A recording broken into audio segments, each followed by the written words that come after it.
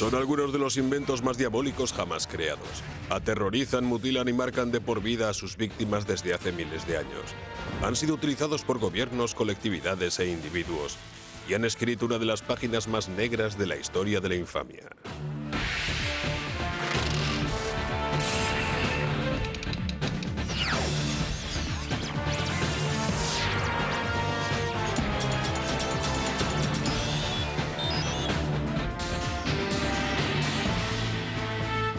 Instrumentos de tortura. Desde hace más de 3000 años, emperadores y generales, policía y dictadores, criminales, clérigos e incluso médicos han utilizado un variado sinnúmero de instrumentos de tortura. Un instrumental que abarca desde lo más mundano hasta lo más exótico, de puños y pies hasta sofisticados mecanismos donde el torturado se asaba vivo a fuego lento. Durante la Roma antigua fueron las crucifixiones. Durante la Edad Media, artefactos como la dama de hierro, el potro y artilugios de tortura sexual. Y en el siglo XXI, brutales sesiones de apaleamientos y descargas eléctricas.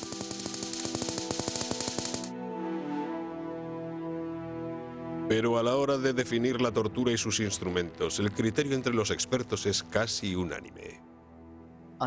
En la Convención contra la Tortura celebrada por la ONU y respaldada por su Asamblea General en 1984, se definió la tortura como una actividad cruel, inhumana y degradante contra el individuo, con fines punitivos, intimidatorios, de venganza o para obtener información.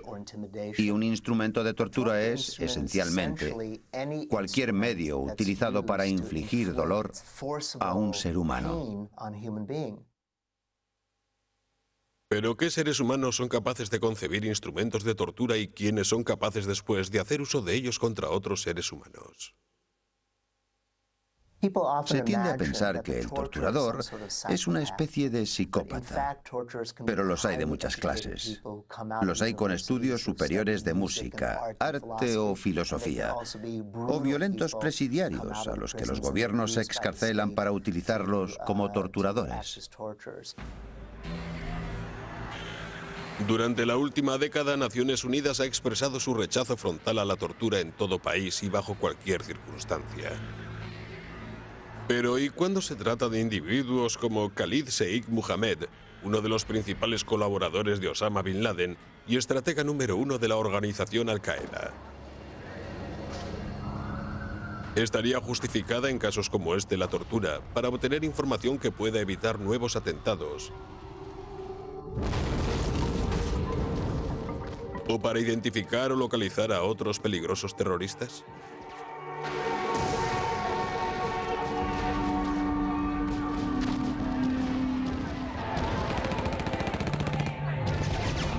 Se equivoca si alguien piensa que la tortura es un medio eficaz para obtener información fehaciente. Siglos de historia han demostrado todo lo contrario. La tortura obliga a quien la sufre a declarar lo que sea con tal de acabar con su padecimiento. Lo mismo parece ocurrir cuando se intenta extraer una confesión. Las confesiones obtenidas bajo tortura son un método prácticamente inútil. Mediante tortura, se puede forzar a cualquiera a afirmar cualquier confesión. Yo mismo podría obligarle a usted a confesar algo que yo quiero. Solo sería cuestión de tiempo, porque todos tenemos un límite de resistencia. En el año 2003, el gobernador de Illinois conmutó las penas impuestas a varios reclusos, presuntamente condenados por confesiones obtenidas bajo torturas, practicadas con instrumentos eléctricos.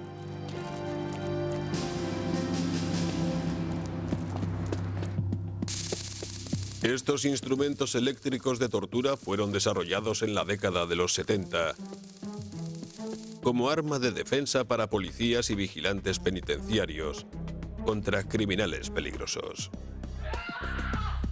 Aunque la ley aún autoriza su uso, desde hace 30 años se viene denunciando su utilización por parte de gobiernos, organizaciones militares y cuerpos de policía como instrumentos para la práctica de la tortura. Mecanismos como los de electroshock tienen para el torturador la ventaja de no dejar en el cuerpo señales permanentes, lo cual le permite infligir tanto o más dolor que con otros medios, logrando los mismos fines y sin dejar rastros que puedan incriminarle. Entre los instrumentos de tortura que fueron creados originalmente con otros fines, está la picana eléctrica empleada por primera vez por ganaderos bonaerenses hacia 1930. Se trata simplemente de una especie de vara o bastoncillo que se utilizaba antaño para aguijonear, para espolear al ganado. Posteriormente se fue modificando hasta convertirla en un artefacto de uso corriente en operaciones antidisturbios. Fue utilizada, sobre todo, en la década de 1960 por las policías de las poblaciones sureñas de los Estados Unidos contra los participantes en concentraciones y marchas en las que la comunidad negra exigía dejar de ser tratada como ciudadanos de segunda.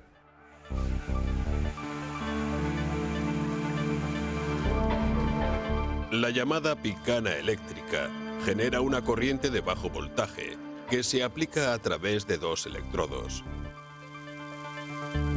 Esa descarga es casi inocua para un buey o una ternera, pero en una persona con un volumen corporal muy inferior causa gran dolor.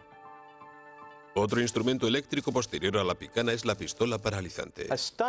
La pistola paralizante es un dispositivo manual, ligero, de pequeñas dimensiones, que transmite al entrar en contacto con un cuerpo una descarga eléctrica debilitante. Pero a diferencia de otros instrumentos de electrochoque, la pistola paralizante ha de entrar en contacto con el cuerpo del individuo a quien se pretende reducir.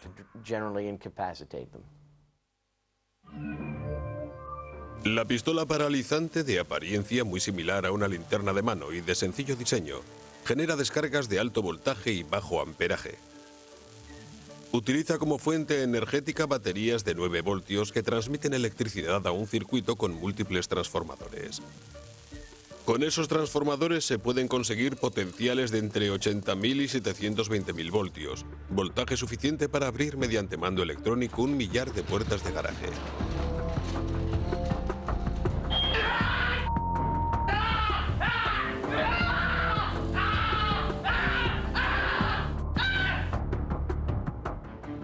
Otro dispositivo de electrocución dentro de la línea de la pistola paralizante es este cinturón ajustable. Un control remoto puede activar este cinturón desde una distancia de casi 100 metros. Se genera entonces una corriente de alto voltaje sobre los riñones del portador del cinturón. La descarga se propaga al instante por todo el cuerpo y el sujeto queda paralizado durante minutos. Entre los efectos inmediatos de una sesión de tortura con este cinturón están la tortura de vasos sanguíneos y el desgarro de ligamentos. Los efectos a largo plazo varían según el individuo y una serie de circunstancias. Actúa sobre los esfínteres y el sujeto orina y se defeca encima.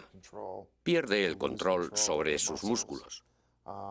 Y el intenso dolor puede causar graves secuelas mentales. En algunos países, estos dispositivos inmovilizantes son difíciles de conseguir. En su lugar se utilizan baterías de alto voltaje conectadas a cables o alambres. La aplicación de descargas eléctricas ha sido, en estos últimos tiempos, una práctica habitual y sistemática, particularmente utilizada contra disidentes políticos. Suele utilizarse una batería, un generador u otros tipos de dispositivos eléctricos que se conectan mediante cables a los genitales o a los dedos de las manos o a los pies del torturado. También es frecuente humedecer previamente el cuerpo para que la electricidad se propague con mayor facilidad.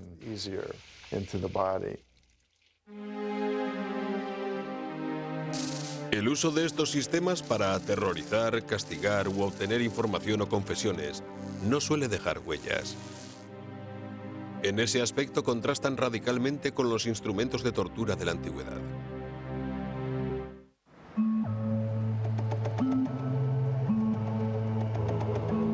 Hoy en día la tortura está considerada una práctica inhumana y abominable. Pero durante 3 milenios la tortura fue legal y se aplicaba habitualmente, no solo a criminales, sino a esclavos y súbditos inocentes de países conquistados. Hace 3000 años el Li Cheng, o libro chino de la sabiduría, describía un suplicio llamado Xin Hou en los siguientes términos. El Kong sigue aprisionando el cuello del malhechor, al que además se le cortaron las orejas para mayor escarmiento. Este suplicio se aplicaba con un instrumento llamado Kong, utilizado para castigar delitos leves hasta bien entrado el siglo XX. Consistía en un pesado tablero con una abertura en su centro que se ceñía al cuello del reo. El condenado debía llevar a cuestas su Kong las 24 horas, entre 20 y 30 días. Debido al gran tamaño del tablero, el condenado no podía alimentarse por sí mismo. Solo podía salvarle, por tanto, la compasión de sus convecinos. Si estos le repudiaban, el condenado podía morir de inanición. En el año 1300 a.C., en el Egipto faraónico, el propio Ramsés II azotó a sus prisioneros hititas utilizando látigos de piel de buey con puntas de hueso o púas de metal. Los azotamientos tenían por objeto extraer información acerca de los planes del enemigo y de la ubicación de sus tropas. Los asirios también se significaron por su brutalidad, no solo contra sus enemigos, sino contra elementos disidentes de su propio imperio. Hay testimonios escritos que hablan de una ciudad asiria que se rebeló contra el imperio. Los rebeldes fueron desollados vivos y su piel fue colgada de los muros de la ciudad. Es una historia que conocemos a través de fuentes asirias. Los propios asirios querían que llegase a conocimiento de quienes tuvieran la tentación de rebelarse contra su poder. Es, por tanto, uno de los primeros testimonios sobre práctica de tortura sistemática y terrorismo de Estado. 1000 años después fueron los griegos quienes agudizaron su ingenio más siniestro con uno de los más horrendos instrumentos de tortura, el toro ardiente.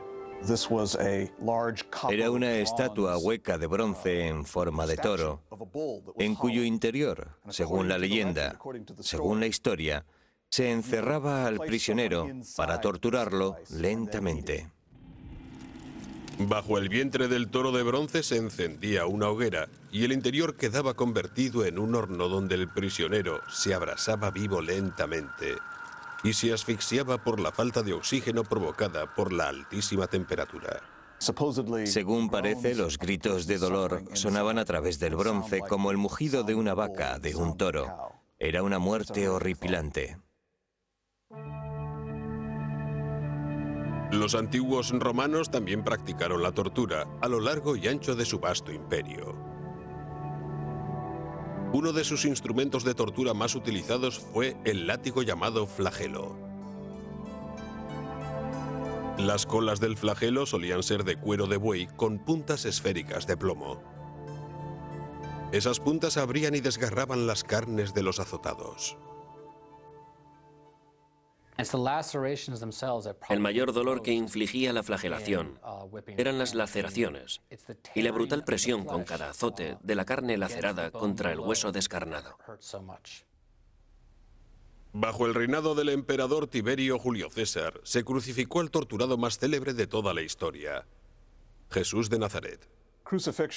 La crucifixión no fue sino la continuación de una forma de ejecución pública, implantada varios siglos atrás, ya desde el antiguo imperio persa, donde se practicaban colgamientos muy similares a la crucifixión, con la finalidad de aplicar un tormento lo más doloroso posible y en presencia pública como forma de escarmiento.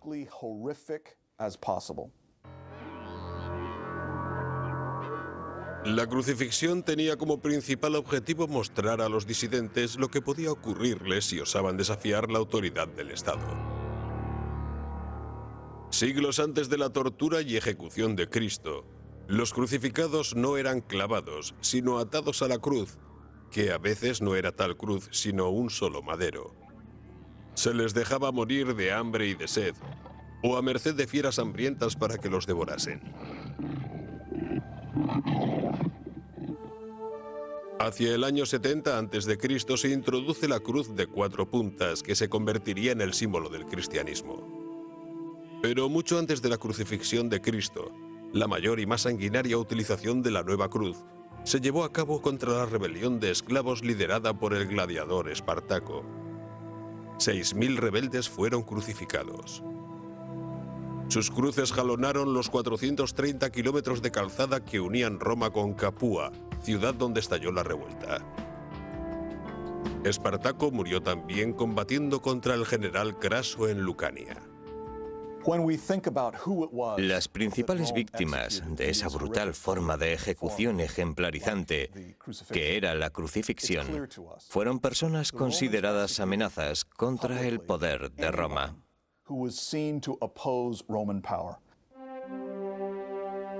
Cristo era una de esas amenazas. Fue apresado antes de la fiesta de Pascua y posteriormente juzgado y condenado por un tribunal romano. Antes de su crucifixión fue sometido a brutales torturas. Hay razones para creer en la veracidad del relato evangélico, según el cual los tormentos de Cristo comenzaron mucho antes de su crucifixión. Fue azotado, apaleado, se le clavó una corona de espinas y se le obligó a cargar hasta caer extenuado con el instrumento de su propia ejecución. El flagelo fue el látigo empleado para azotar a Cristo.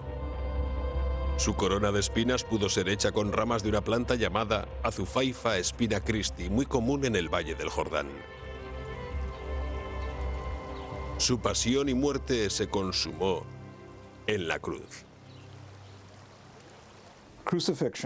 La crucifixión se concibió como método de ejecución lenta y dolorosa para infligir la máxima intensidad y duración de sufrimiento posible. Una vez en el Gólgota, Cristo fue clavado a la cruz, por ambos pies y muñecas, sin ninguna otra sujeción en hombros, cabeza ni cuello. En esa posición, el diafragma queda totalmente oprimido bajo el peso de la parte superior del tronco, haciendo casi imposible la respiración. La muerte de los crucificados se producía probablemente por asfixia, por la dificultad para exhalar aire, al quedar paralizados los músculos pectorales e intercostales. De este modo, los pulmones se saturaban de anhídrido carbónico y el crucificado se asfixiaba. La persecución del cristianismo continuó por todo el imperio por espacio de 3 siglos, hasta que el emperador Constantino declaró la fe cristiana religión oficial del Estado. Pero con el tiempo la propia cristiandad protagonizaría uno de los periodos más negros de la historia, con métodos e instrumentos de tortura de una crueldad inimaginable. Tribunales especiales para combatir movimientos opositores han existido desde antiguo. Clérigos, reyes e incluso senadores estadounidenses se han servido de tribunales inquisitoriales auspiciados por el Estado. En el siglo XV, en España, bajo reinado de los reyes católicos, la Inquisición escribió un amargo capítulo de la historia como brazo ejecutor del poder de la Iglesia y del Estado, torturando salvajemente a millares de seres humanos declarados herejes. Los estados, en mayor o menor medida, han practicado siempre la tortura. En cuanto a la Inquisición, institución que a veces identificamos con la Iglesia, era más en realidad un aparato del poder del Estado para servir a menudo más a intereses políticos que religiosos.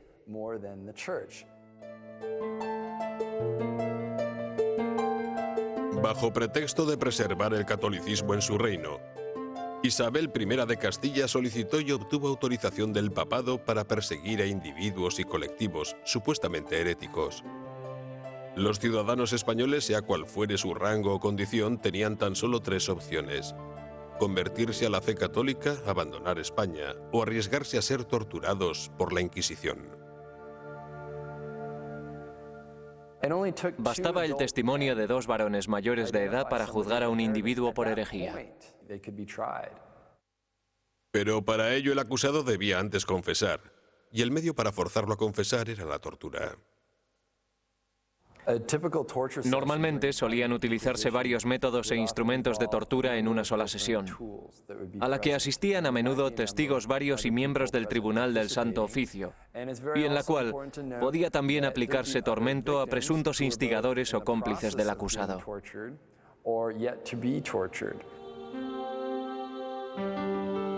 La llamada Dama de Hierro, un invento alemán muy utilizado por la Inquisición, consistente en una especie de sarcófago cuyas paredes interiores estaban atravesadas por afiladas estacas metálicas, sembró el terror no solo en España, sino en toda Europa.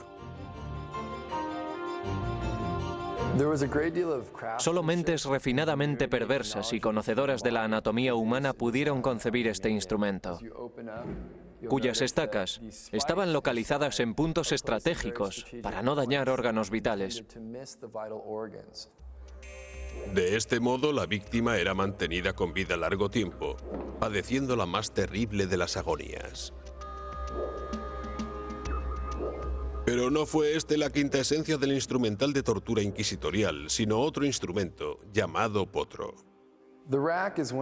El potro puede considerarse uno de los sistemas de aplicación de tormento más completos y versátiles, ya que combina varios instrumentos de tortura en uno solo. El primero de ellos es esta manivela, donde se ataban los pies del acusado y se estiraba su cuerpo hasta casi descuartizarlo.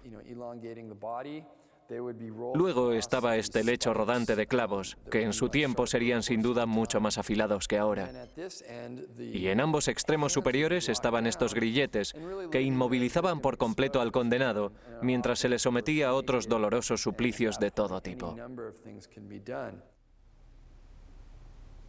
El potro podía llegar a provocar roturas de tendones y ligamentos, traumatismos musculares y nerviosos irreversibles, entumecimiento agudo o parálisis funcional de extremidades superiores e inferiores, y dolores crónicos en dedos de manos y pies.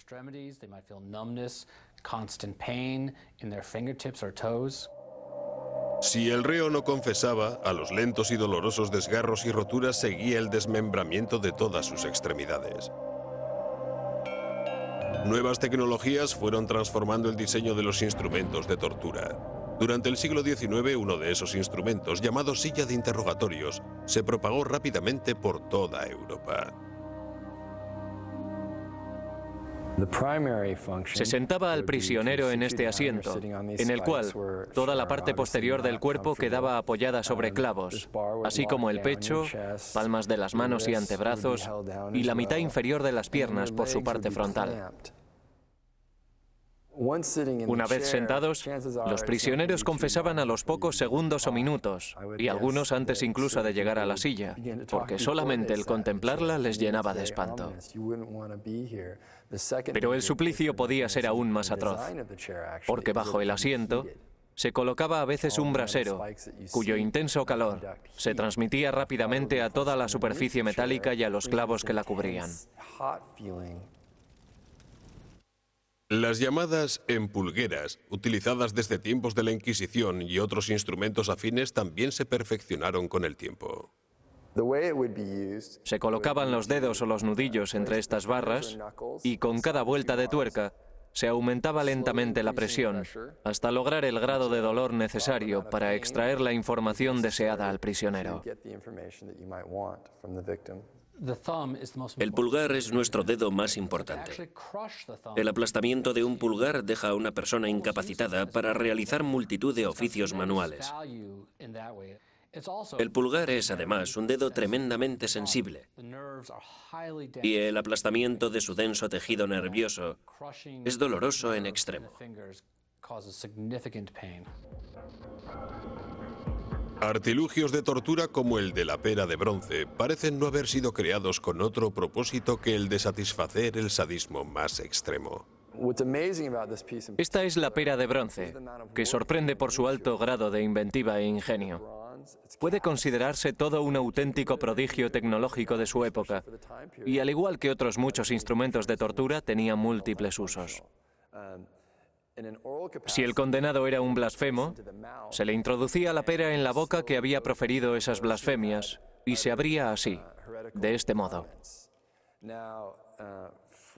En el caso de condenados por actos de sodomía y prácticas homosexuales, se introducía en el recto. Y para dar tormento o castigar a mujeres, se introducía en la vagina, donde se abría hasta que las puntas, situadas aquí en este extremo, perforasen el útero. En tierras americanas, los pueblos indígenas también desarrollaron instrumentos de tortura, quizá menos sofisticados que la dama de hierro o el potro utilizados en Europa, pero exactamente con la misma finalidad: castigar y aterrorizar. En la costa este de los Estados Unidos se utilizaban conchas para cercenar lentamente orejas o dedos, que a menudo se quemaban o escaldaban posteriormente en presencia de la propia víctima. En las tribus algonquinas eran los varones los que apresaban e inmovilizaban a las víctimas, pero solían ser las mujeres quienes las torturaban. Técnicas de tortura y ejecución muy similares a la hoguera europea se utilizaron también en América. Otra tortura frecuente era colocar brasas bajo los pies o clavar ramas o astillas ardientes en diversas partes del cuerpo. Por ejemplo, bajo las uñas, en las orejas o en la nariz, de modo que no causaran quemaduras mortales y así poder prolongar la agonía de la víctima. La duración del tormento dependía a veces de la reacción de la víctima, rindiéndose honores a las que más estoicamente resistían. Si gritaban, se les prolongaba el suplicio evitando causarles la muerte, la cual, sin embargo, acababa produciéndose en la mayoría de los casos, inevitablemente. A mediados del siglo XIX, en Europa y Estados Unidos surgió un fuerte clamor popular en contra de la tortura. En 1864 tuvo lugar la primera Convención de Ginebra, un tratado internacional que prohibió, entre otras prácticas, la de la tortura. Pero lejos de erradicarse, lo único que se logró fue silenciarla.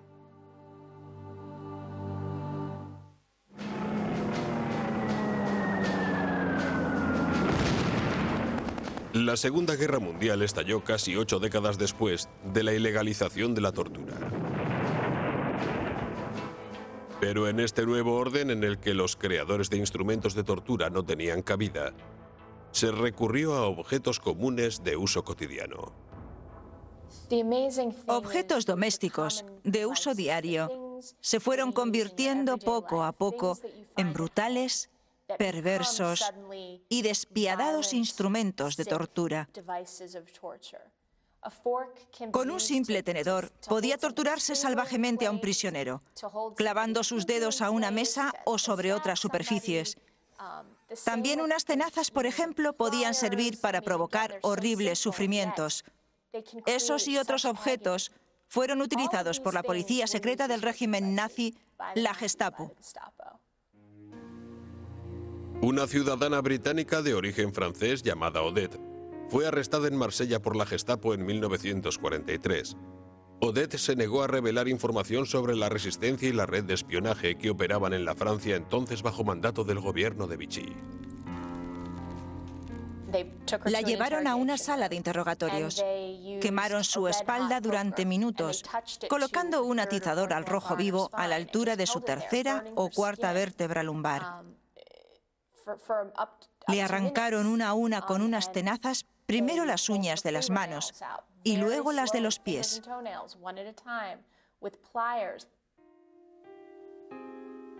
Pero Odette se negó a delatar a sus camaradas para salvarlos de una muerte cierta que ella consideraba ya inevitable para sí misma. Odette fue condenada a muerte tal como esperaba, Pero mientras aguardaba su ejecución en un campo de prisioneros, la guerra terminó. La mayoría de las víctimas de la Gestapo sabían que se les torturaba para obtener de ellas informaciones secretas. Pero otros nunca supieron que fueron torturados para obtener otro tipo de información. Información médica y científica a través de la experimentación con sus cuerpos. El siniestro doctor Joseph Mengele torturó a sus víctimas en nombre de la ciencia y con instrumentos propios de un médico cirujano como escalpelos, fórceps y tijeras quirúrgicas. Se le recuerda sobre todo por las monstruosas y depravadas torturas a las que sometió a gran cantidad de prisioneros, especialmente a gemelos idénticos, con quienes practicó toda clase de experimentos. Uno de ellos consistía en inyectar determinada sustancia solo a uno de los dos gemelos para observar las diferentes reacciones de ambos. También extraía muestras de tejidos, de órganos vitales, mediante brutales procedimientos quirúrgicos. Uno de los más espeluznantes experimentos realizados por Joseph Mengele fue sumergir a varios gemelos en depósitos de agua casi hirviendo para posteriormente, y sin anestesia, extraerles diversas muestras de tejido con mayor facilidad. De los 250 gemelos internados en Auschwitz en 1944, tan solo 24 sobrevivieron a aquel año. Fue monstruoso. Como monstruoso fue su infame legado de atrocidades y terroríficos experimentos, que finalmente quedaron impunes. Tras la liberación de Auschwitz, Mengele desapareció. Pese a un amplio dispositivo de busca y captura, nunca fue encontrado. Muestras de ADN extraídas a un hombre fallecido en Brasil en 1979 confirmaron que aquel hombre era Mengele.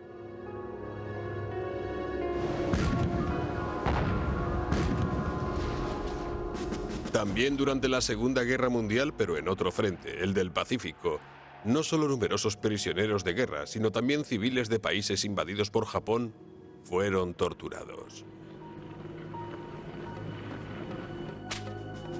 Las torturas más practicadas por las tropas imperiales eran azotes y apaleamientos. Algunos prisioneros eran colgados por los pies y se les introducía yodo y orina por la garganta y las fosas nasales.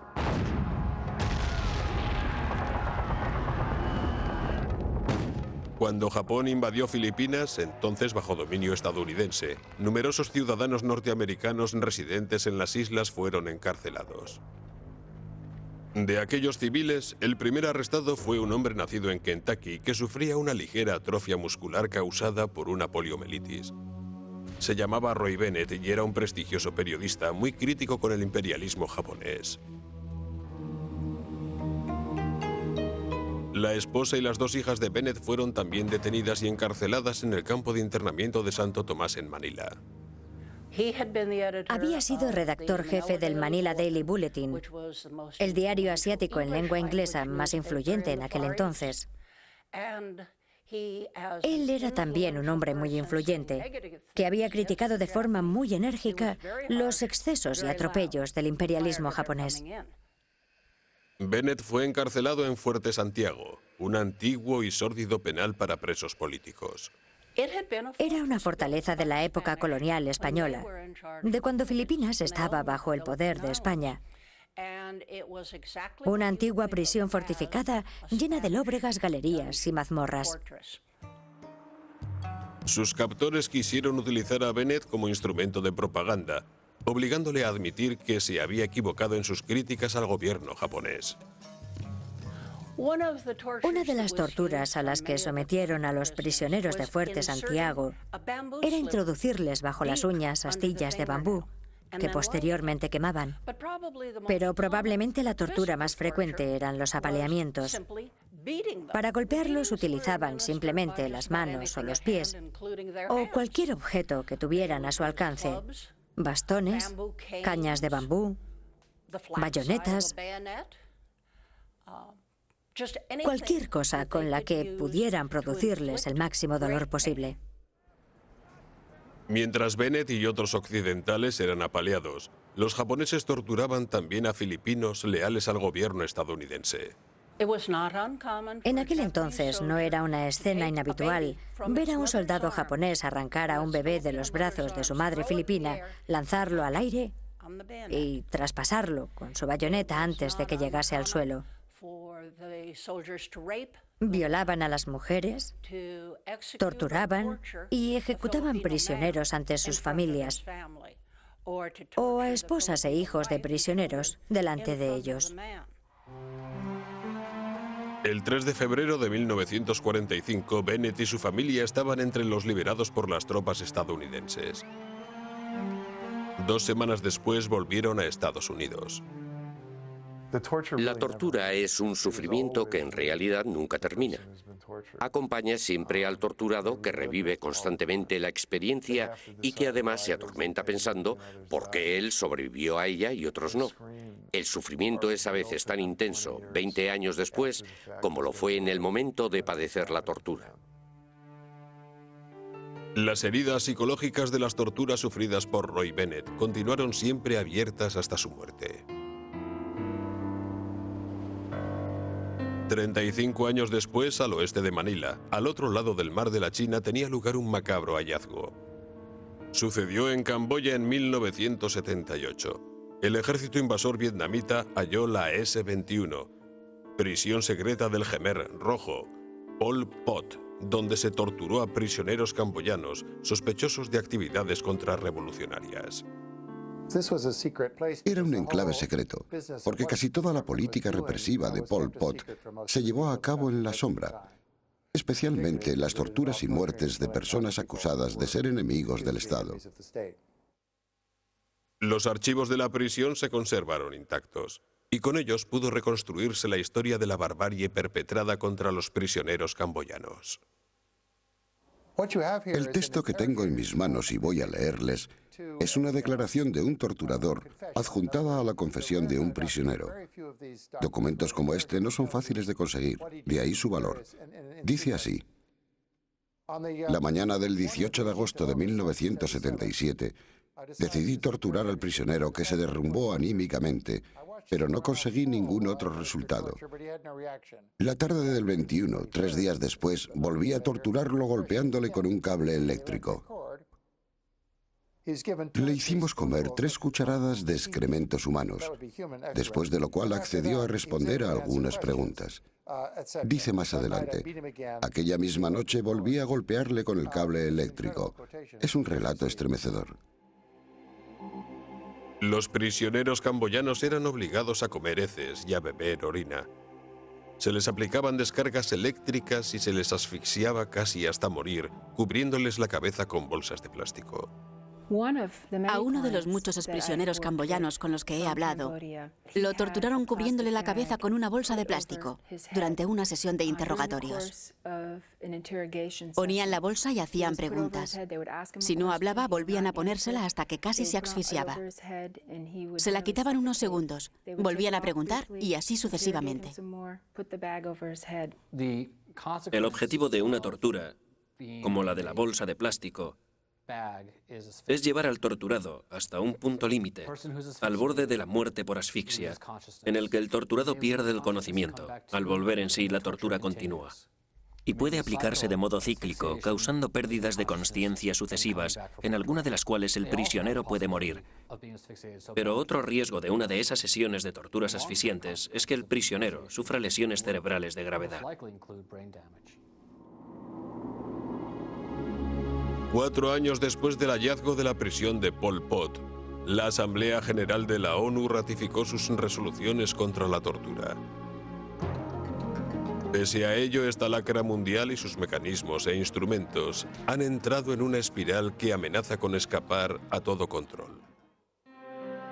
Según los expertos, la tortura y sus instrumentos son actualmente una epidemia mundial. Según Amnistía Internacional, 3 de cada 4 gobiernos han practicado la tortura desde el inicio del nuevo milenio. Descargas eléctricas, palizas y torturas psicológicas encabezan la lista. Pero cada vez se emplean más objetos e instrumentos corrientes mucho más fáciles de conseguir y utilizar. Uno de los maltratos más frecuentes es la tortura sexual. Penetraciones vaginales y sodomizaciones son formas de tortura habituales hoy en día. Durante un tiempo fue frecuente la sodomización con botellas de Coca-Cola para crear efectos postraumáticos. La Coca-Cola está omnipresente en bares, comercios, anuncios. Muchos torturados, una vez en libertad, al ver una botella o un anuncio de Coca-Cola, revivían en su mente la tortura sufrida. Los instrumentos de tortura más accesibles son los pies, manos, varas o garrotes. Por eso los apaleamientos son la tortura más frecuente hoy en día en todo el mundo, especialmente en países donde se practica la persecución religiosa como Egipto, Pakistán, Sudán o China. Una célebre forma de tortura aún utilizada es la llamada falaca, que consiste en golpear las plantas de los pies con objetos contundentes, como por ejemplo cañas. Sus efectos inmediatos son dolores agudos y fuertes hemorragias, pero incluso años después de haber sido sometido a la tortura de la falaca, el torturado sigue sufriendo fuertes dolores en los pies al caminar. A menudo se combinan palizas y actos de obscenidad degradantes como los que sufrieron 3 mujeres etíopes. Primero, desgarraron sus ropas hasta dejarlas totalmente desnudas. Después, las colgaron boca abajo y las azotaron con cables eléctricos. Cuando gritaban, les metían calcetines en la boca, a veces impregnados en sangre o en vómitos. Torturas como aquellas han sido frecuentes en Etiopía y en otros países. A lo largo de mi carrera he conocido a personas torturadas con los más variados métodos e instrumentos. Objetos como barras de hierro candentes, cigarrillos, porras o culatas de fusiles. Conocí a un hombre que sufrió gravísimas y extensas quemaduras al colocar sus torturadores una estufa sobre diferentes partes de su cuerpo.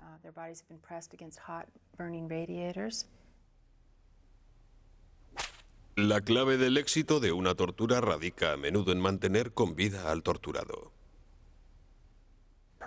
Muchos torturados, especialmente prisioneros políticos, son puestos en libertad para que otros vean lo que puede ocurrirles si desafían a la autoridad.